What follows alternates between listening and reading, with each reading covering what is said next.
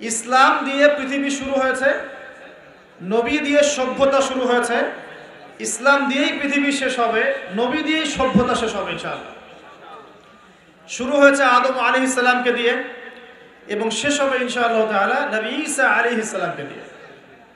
এই কথাটা মাথায় রাখবেন। ইহুদিরা অপেক্ষা করে বসে আছে।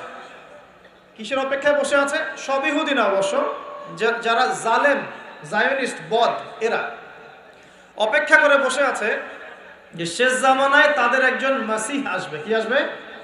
মাসিহ মানে ত্রাণকর্তা, উদ্ধারকর্তা।